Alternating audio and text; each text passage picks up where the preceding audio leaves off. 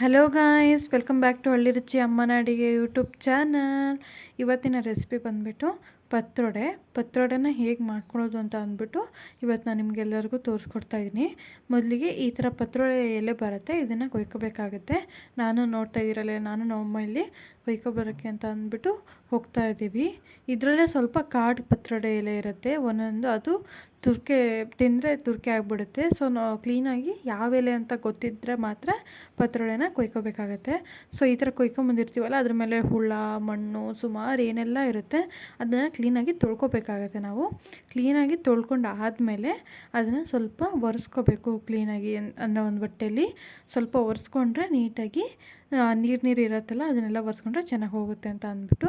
So ಆಮೇಲೆ ಇವಾಗ ಹೇಗೆ ನಾವು ದೋಸೆ ಹಿಟ್ಟಿಗೆ ನಾವು ಅಕ್ಕಿ ನೆನೆಸಿಟ್ಕೊಂಡಿರ್ತೀವಲ್ಲ, ಅದೇ ಥರ ನಾವು ಅಕ್ಕಿನ ನೆನೆಸಿಟ್ಕೊಂಡಿರ್ಬೇಕಾಗತ್ತೆ. ಸೊ ಆ ಅಕ್ಕಿಗೆ ಏನೇನು ನೆನೆಸಿಟ್ಕೋಬೇಕು ಅಂದರೆ ಕಡಲೆಬೇಳೆ ಮತ್ತು ಉದ್ದಿನಬೇಳೆ ಅಕ್ಕಿನ ನೆನೆಸಿಟ್ಕೊಂಡು ಒಂದು 5 to 6 hours ನೆಂದು ಆದಮೇಲೆ ಆ ಅಕ್ಕಿನ ಯೂಸ್ ಮಾಡೋಕ್ಕೆ ರೆಡಿ ಇರುತ್ತೆ ಆ ಅಕ್ಕಿ. ಸೊ ಅದನ್ನು ರುಬ್ಕೋಬೋದು. ಆಮೇಲೆ ರುಬ್ಕೋಬೇಕಾದ್ರೆ ಏನೇನು ಹಾಕೋಬೇಕಂದ್ರೆ ಮೆಣಸು, ಕೊತ್ತಂಬರಿ, ಜೀರಿಗೆ, ಹುಣಸೆ ಹಣ್ಣು ಮತ್ತು ಸ್ವಲ್ಪ ಉಪ್ಪು ಹಾಕ್ಕೊಂಡು ಗ್ರೈಂಡ್ ಮಾಡಿಕೊಂಡ್ರೆ ಮುಗೀತು. ಇದಕ್ಕೇನೆಂದರೆ ಉಪ್ಪು, ಖಾರ, ಹುಳಿ ಎಲ್ಲದೂ ತುಂಬ ಕರೆಕ್ಟಾಗಿರಬೇಕು.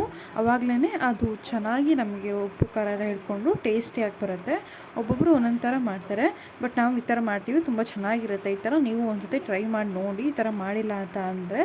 ಸೊ ಇವಾಗ ನಾವು ಏನು ಹಿಟ್ಟನ್ನು ರುಬ್ಕೊಬಂದಿದ್ವಲ್ಲ, ಆಮೇಲೆ ಆ ಪತ್ರೊಡೆ ಎಲೆ ಇಟ್ಕೊಂಡು ಅಂದರೆ ಉಲ್ಟಾ ಇಟ್ಕೋಬೇಕಾಗತ್ತೆ. ಉಲ್ಟಾ ಇಟ್ಕೊಂಡು ಕ್ಲೀನಾಗಿ ನಾವೇನು ದೋಸೆ ಹಿಟ್ಟಿಂದೆಲ್ಲ ದೋಸೆ ಹಿಟ್ಟಿನ ಬ್ಯಾಟರ್ ಥರ ಮಾಡ್ಕೊಬಂದಿದ್ವಲ್ಲ, ಆ ಹಿಟ್ಟನ್ನ ಕ್ಲೀನಾಗಿ ಹಚ್ಕೋಬೇಕಾಗುತ್ತೆ. ಸೊ ಏನಂದರೆ ಒಂದು ದೊಡ್ಡ ಎಲೆ ತೊಗೊಂಡು ನಾವಿಲ್ಲಿ ಸಣ್ಣ ಎಲೆನ ಅದ್ರ ಒಳಗಡೆ ಹಾಕಿಬಿಟ್ಟು ರೋಲ್ ಮಾಡೋದು ಅಂತ ಅಂದ್ಬಿಟ್ಟು ಹಾಕ್ಕೊತಾ ಇದ್ದೀವಿ. ಮತ್ತೊಂದು ಥರ ಮಾಡ್ಬೋದು. ಹೇಗಂದರೆ ಈಗ ಎಲ್ಲ ಎಲೆನೂ ಕ್ಲೀನಾಗಿ ಸ್ವಲ್ಪ ಸಣ್ಣದಾಗಿ ಕೊಚ್ಕೊಂಡು ಹಿಟ್ಟಿಗೆ ಎಲ್ಲದನ್ನೂ ಮಿಕ್ಸ್ ಮಾಡಿಕೊಂಡು ಅದನ್ನ ಕ್ಲೀನಾಗಿ ಒಂದು ಬಾಳೆಲ್ಲ ಅಥವಾ ಪತ್ರೊಡೆ ಎಲೆಯಲ್ಲೇ ಕ್ಲೀನಾಗಿ ಮುಚ್ಕೊಂಡು ಬೇಯಿಸ್ಕೊಬೋದು. ಇಲ್ಲಾಂದರೆ ಹೇಗೆ ಕೂಡ ಮಾಡ್ಕೊಬೋದು, ನೀವು ಹೇಗೆ ಬೇಕಾದರೂ ಮಾಡ್ಕೊಬೋದು, ನಿಮ್ಮ ಇಷ್ಟ. ನೋಡಿ, ಇಲ್ಲಿ ನಾನಿಲ್ಲಿ ರೋಲ್ ಮಾಡೋದನ್ನ ಹೇಗೆ ಅಂತ ತೋರಿಸ್ಕೊತಾ ಇದ್ದೀನಿ.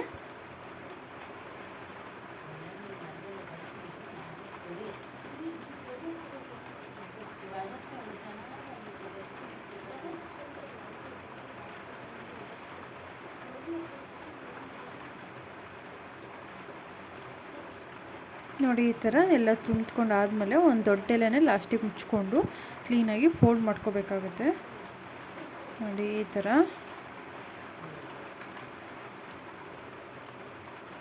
ಸೊ ಇಷ್ಟೇ. ರೋಲ್ ಮಾಡೋದಾದರೆ ಈ ಥರ ಮಾಡ್ಕೋಬೇಕಾಗತ್ತೆ. ಅದೇ ನಾವೇನಾದರೂ ಕೊಚ್ಚಿದಂತ ಹೇಳಿರೋ ಅದನ್ನು ಹೇಗೆ ಮಾಡ್ಕೊಳ್ಳೋದು ಅಂತ ತೋರಿಸ್ಕೊಡ್ತೀನಿ ರೀ ನಿಮಗೆ. ಮತ್ತು ಏನಂದರೆ ಇದು ಬಿಟ್ಕೊ ಹೋಗಬಾರ್ದು ಅಂತ ಅಂದ್ಬಿಟ್ಟು ನಾವು ಮತ್ತೆ ಒಂದು ಬಾಳೆ ಎಲೆಯಲ್ಲಿ ಫೋಲ್ಡ್ ಮಾಡಿಬಿಟ್ಟು ಇಟ್ಕೊತಾ ಇದ್ದೀವಿ. ನೋಡಿ, ಇಲ್ಲಿ ಮತ್ತೊಂದು ಥರ ಪತ್ರೊಡೆನ ಹೇಗೆ ಮಾಡೋದು ಅಂತ ತೋರಿಸ್ಕೊತಾ ಇದ್ದೀನಿ. ಎಲ್ಲ ಎಲೆಯನ್ನು ಕ್ಲೀನಾಗಿ ತೊಳ್ಕೊಂಡಿರ್ತೀವಲ್ಲ, ಆ ಎಲೆನೆಲ್ಲ ಕ್ಲೀನಾಗಿ ಎಷ್ಟು ದೋಸೆ ಹಿಟ್ಟಿದೆಯಲ್ಲ ಎಷ್ಟು ಹಿಡಿಯುತ್ತೋ ಅಷ್ಟಕ್ಕೆ ಕ್ಲೀನಾಗಿ ಕೊಚ್ಕೊಂಡು ಹಾಕ್ಕೊಂಡು ಮಿಕ್ಸ್ ಮಾಡ್ಕೋಬೇಕಾಗತ್ತೆ. ಈ ಥರ ಎಲ್ಲದನ್ನೂ ಕ್ಲೀನಾಗಿ ಮಿಕ್ಸ್ ಮಾಡ್ಕೊಂಡು ಆದಮೇಲೆ ಅದನ್ನು ಒಂದು ಇದಕ್ಕೆ ಹಾಕ್ಕೊಂಡು ಮುಚ್ಚಿಬಿಟ್ಟಿಟ್ರೆ ಆಯಿತು. ಮತ್ತು ಈ ಹಿಟ್ಟಿನ ಕನ್ಸಿಸ್ಟೆನ್ಸಿ ಹೇಗಿರಬೇಕು ಅಂದರೆ ದೋಸೆ ಹಿಟ್ಟು ಥರ ಇರಬೇಕು, ಆದರೆ ಸ್ವಲ್ಪ ತಿಕ್ಕಾಗಿರಬೇಕು. ಆವಾಗ ದೋಸೆಗೆ ಹಚ್ಚಿದರೆ ಕ್ಲೀನಾಗಿ ಉದ್ರಾಗಿ ಅಂದರೆ ಜಾರ್ ಹೋಗಲ್ಲ ಅಂತ ಅಂದ್ಬಿಟ್ಟು. ಅದೇ ನಾವು ಇಡ್ಲಿ ಹಿಟ್ಟಿನ ಥರ ಮಾಡಿಕೊಂಡ್ರೆ ಫುಲ್ ಗಟ್ಟಿ ಆಗಿಬಿಡುತ್ತೆ. ಅದಕ್ಕೆ ಅಷ್ಟೊಂದು ಗಟ್ಟಿಯಾಗಿ ಕೂಡ ಮಾಡ್ಕೋಬಾರ್ದು, ಸ್ವಲ್ಪ ತಳ್ಳಗಿರಬೇಕು. ದೋಸೆ ಹಿಟ್ಟಿನಕ್ಕಿಂತ ಸ್ವಲ್ಪ ಗಟ್ಟಿಯಾಗಿರಬೇಕು ಅಷ್ಟೇ. ಸೊ ಈ ಥರ ಇದ್ದರೆ ಚೆನ್ನಾಗಿರುತ್ತೆ ಕನ್ಸಿಸ್ಟೆನ್ಸಿ. ಮತ್ತು ನೋಡಿ, ಇಲ್ಲಿ ನಾವು ಹೇಗೆ ಮಾಡ್ಕೊಳೋದು ಅಂದರೆ ಕೊಚ್ಚಿರೋದನ್ನ ಹೇಗೆ ತುಂಬ್ಕೊಳೋದು ಅಂತ ತೋರಿಸ್ತಾ ಇದ್ದೀನಿ. ಸೊ ಒಂದು ಬಾಳೆಲೆಯನ್ನು ಹಾಕ್ಕೊಂಡು ಅದಕ್ಕೆ ಈ ಥರ ಮುಚ್ಕೊಂಡು ಇಟ್ಕೋಬೋದು. ಈ ಥರ ಕೂಡ ಮಾಡ್ಕೋಬೋದು. ಎರಡು ಸೇಮ್, ಬೇಗನೆ ಬೇಯುತ್ತೆ ಎರಡೂ ಕೂಡ. ಸೊ ಇದೇನೆಂದರೆ ಈ ಪತ್ರೊಡೆ ತಿನ್ನೋದ್ರಿಂದ ನಮ್ಮ ಹೊಟ್ಟೆಲಿ ಏನಾದರೂ ಕಲ್ಲು ಅಥವಾ ನಾವು ಕೂದಲು ಏನೇ ತಿಂದಿದ್ರೂ ಎಲ್ಲ ಕರಗಿ ಹೋಗುತ್ತೆ ಅಂತ ಹೇಳ್ತಾರೆ. ಎಲ್ಲರೂ ಕೂಡ ತಿಂತಾರೆ, ವರ್ಷಕ್ಕೊಂದು ಸತಿ ತಿನ್ನಬೇಕು ಅಂತಲೂ ಹೇಳ್ತಾರೆ. ಹಳ್ಳಿ ಕಡೆ ತಿಂದರೆ ಕೂಡ ಒಳ್ಳೆಯದು ಅಂತ ಅಂದ್ಬಿಟ್ಟು.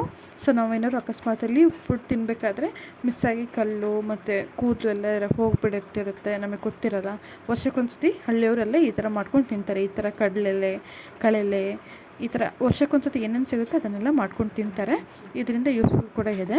ಸೊ ಈ ಥರ ಮಾಡಿಕೊಂಡು ನೋಡಿ, ಇಲ್ಲಿ ಎಲ್ಲದನ್ನ ಮಾಡ್ಕೊಂಡಿರೋದನ್ನ ನಾನು ಒಂದು ಕುಕ್ಕರ್ಗೆ ಹಾಕ್ಕೊಂಡು ಬೇಯಿಸ್ಕೊಳಕ್ಕೆ ಹಾಕ್ಕೊತಾ ಇದ್ದೀನಿ. ಎಲ್ಲ ಈ ಥರ ತುಂಬಿಟ್ಬಿಟ್ಟು ಬೆಂಕಿನ ಹಾಕ್ಬಿಟ್ಟು ಒಂದು 30 to 45 minutes ಇದು ಬೇಯುತ್ತೆ. ಅದಾದಮೇಲೆ ಅದಕ್ಕೊಂದು ಒಗ್ಗರಣೆ ಹಾಕ್ಕೊಂಡು ತಿಂದ್ರೂ ಚೆನ್ನಾಗಿರುತ್ತೆ, ಇಲ್ಲಾಂದ್ರೂ ಹಾಗೇ ತಿಂದ್ರೂ ಚೆನ್ನಾಗಿರುತ್ತೆ. ನೋಡಿ ಇಲ್ಲಿ ಇದು ಬೆಂದಾಗಿದೆ. 45 ಮಿನಿಟ್ಸ್ ಆದಮೇಲೆ ಇದನ್ನು ಈ ಥರ ತಕ್ಕೊತಾ ಇದ್ದೀನಿ ನಾನು.